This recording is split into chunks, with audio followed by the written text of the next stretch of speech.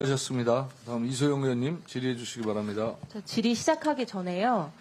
그 뒤에 계신 이용욱 서울지방국토관리청장님 발언대로 잠깐 나와주시면 감사하겠습니다.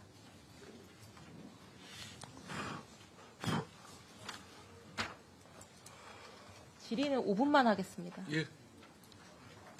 그리고 나중에 증인 쓰시겠다고요? 네. 예. 5분만 질의. 5분으로 바꿔주세요. 보충 질의 때 다 추가적으로 쓰시게. 네, 장관님. 그 서울 양평고속도로 대통령 처가 특혜 의혹 오전에 답변하시면서 특혜 의혹은 전혀 없다는 신념을 가지고 있다 이렇게 말씀을 하셨습니다. 네. 신념을 가지실 정도면은 충분히 사실관계 숙지하고 검토하셨다는 의미겠죠? 네, 그렇습니다. 네. 장관님 취임 전의 일이어서 제가 당시 도로국장님께 이걸 여쭤보려고 했었는데 자세히 보셨다고 하니 장관님께 질문을 먼저 드리겠습니다. 네.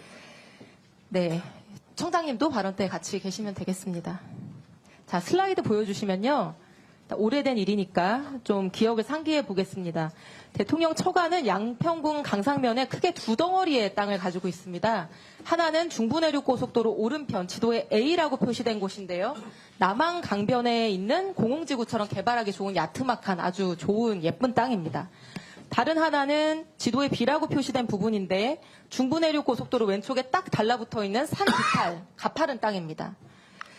작년에 국토부는 이 산비탈 땅에 대해서 비탈져서 어떤 용도로도 개발이 어렵다. 그래서 고속도로 종점이 아니라 다른 할아버지가 와도 이익을 얻을 게 전혀 없다 이렇게 주장을 했습니다. 대통령 처가는 아무런 이익을 보는 게 없다. 여전히 유효합니까? 그렇게 알고 계십니까? 짧게 답변해 주시죠. 네, 그렇게 생각합니다. 네. 저도 당시에 국토부의 말을 듣고 이 산비탈 땅이 개발이 어렵겠다 이렇게 생각을 해서 예쁜 땅만 놓고 계속 질문을 했었습니다. 아파트나 호텔이 들어선다고 하면은 교통 호재로 인해서 가치 상승이 클 수 있으니까요. 근데 제가 당시에 놓친 게 있었습니다. 국토부가 얘기해 주지 않은 것. 바로 이 고속도로 종점이 한 번 변경된 것이 아니라 두 번 변경됐다는 점이었습니다.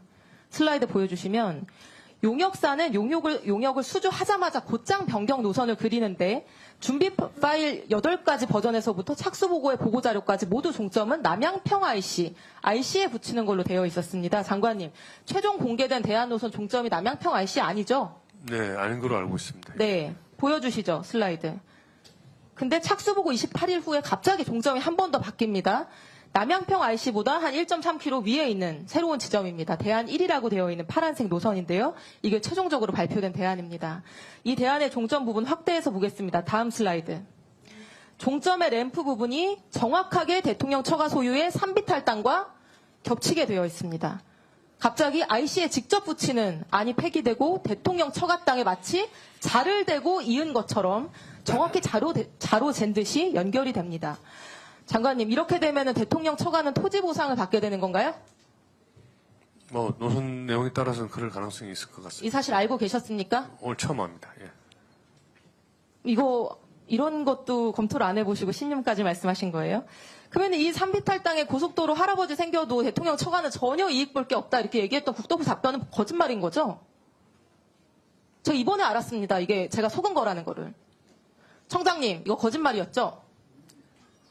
서울지방국토관리청장입니다. 답변 드리겠습니다.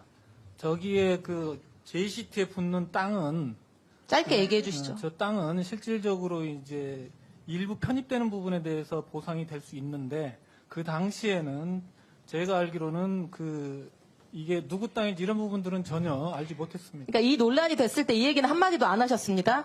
자, 청장님.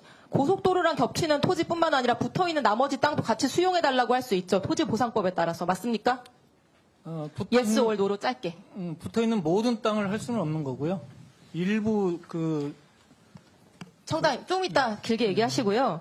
이게 설마 대통령 장모랑 천안 되시는 분들 이런 토지 보상금까지 노리고 움직였을까 이렇게 의구심이 드실 수 있을 거라고 생각을 합니다. 제 합리적 정황을 알려드리겠습니다. 다음 슬라이드. 이 사진은 작년 7월 특혜 의혹 당시에 처가 소유 산비탈 땅에서 키우고 있던 흑염소와 칠면조입니다. 당시 뉴스에도 나온 사진입니다. 윤석열 대통령의 장모와 처남이 축산업에 종사하시는 분도 아니고 흑염소 건강원 하시는 분들도 아닌데 왜 여기서 흑염소랑 칠면조 키우고 있었을까요, 장관님? 혹시 아시나요? 아는 바 없습니다. 힌트. 이분들이 전문적인 부동산 개발업자입니다. 이런 토지 보상 같은 거는 누룽지까지 박박 긁는 기술이 있는 분들이에요. 보상받을 토지에 가축을 키우고 있으면 추가 보상을 받게 되죠. 토지보상법 시행규칙에 따라서. 그렇지 않습니까? 제가 이게 합리적인 의심이라고 얘기하는 이유는요. 다른 사람이 아니라 김건희 여사 가족분들은 능히 이렇게 하실 수 있는 능력과 의지가 있는 분들이기 때문입니다. 전 국민이 다 알고 있듯이 양평 공홍지구 개발 부담금 줄여보려고 지금 재판받고 계신 분들이고요. 중부내륙고속도로 보상을 받을 때 이것보다 더한 필지 분할을 하고 용도 변경을 해서 보상금을 최대로 받아내신 분들입니다. 제가 보기에는 흑염소랑 칠면조 키워서 동점 가장 유리한 지점으로 바꾸고 동점 변경 비대하게 된 때부터 이렇게 해서 보상금 맥시멈으로 챙기려고 했던 것 같은데 장관님 생각 어떠세요? 그 생각을 제가 알 수가 없으니까 그 질문에 대해서는 답변을 드릴 수가 없고요. 제가 아까 장관으로서 현황도 파악하고 현장도 가보고 또 여러 그 기록도 보고 해서 저는 특혜나 의혹이 없었다는 데 대해서 확신한다고 말씀드린 것은 저희 직원들로부터 보고 또 제가 그동안에 경험해온 국토부 관련 공무원 30여 년의 경험 이런 걸 해서 적어도 국가의 도로 노선이 그렇게 하루아침에 누군가 특정인의 일 때문에 흔적도 없이 움직이지는 않는다는 그런 개인적인 믿음에 의해서 말씀드린 것이고 누구도 거기에 대해서 이 정언을 하거나 또 그런 심정적인 또 합리적인 의심 말고 객관적인 사실 거기 되는 요즘 흔히 나오는 녹취록이나 이거 하나 제출하는 게 없지 않습니까? 그래서 저는 순수하게 도로 노선을 합리적으로 결정하기 위한 과정에 이런 오비락적인 오해가 생긴 것이 아닌가라고 그렇게 생각을 합니다. 일반적인 도로 행정은 그렇게 신뢰하시는 부분으로 가는 게 맞을 겁니다. 그러나 이 사건 특혜 의혹에 있어서는 너무나 많은 이런 의심 정황이 있기 때문에 이런 의혹이 제기된 것인데 김건희 여사 일가는 한 푼도 이익을 보는 게 없다. 그렇기 때문에 특혜 의혹도 있을 수 없다. 이렇게 주장해온 국토부가 결국 토지보상금을 받는다는 이 사실은 근데 고속도로에 무슨 일부 조금 땅이 아마 저렇게 되면 아마 지형으로 봐서 교각이라든지 또 절토를 해야 될 테인데요. 그 보상금 조금 받는 것이 그렇게 크게 무슨 이 도움이 될까 하는 건 사실은 저도 의원님 질의에 합리적인 의심을 가지고 다시 되물어보고 싶습니다. 그게 조사를 해보고 검토해보신다. 상당히 비탈도 있는 땅이던데요. 그 땅이 상당히 평지가 아니고 굉장히 경사가 있는 그 산지라고 제가 기억이 나는데 그런 땅에 일부 보상을 조금 받는데 얼마 받을지는 모르겠습니다만은 그게 그렇게 큰 돈일까 하는 그런 생각도 들고 그것 때문에 없는 쓰레기 땅에 토지 보상금 받고 엑시트하려고 했던 거 아닌가라고 하는 의심을 얘기하는 거고요. 장관님 오늘 처음 들으셨다고 하니까 이렇게 즉답하지 마시고 이런 의혹을 제기했으면 조사해보고 검토하시고 그 결과를 알려주시기 바랍니다. 이상입니다.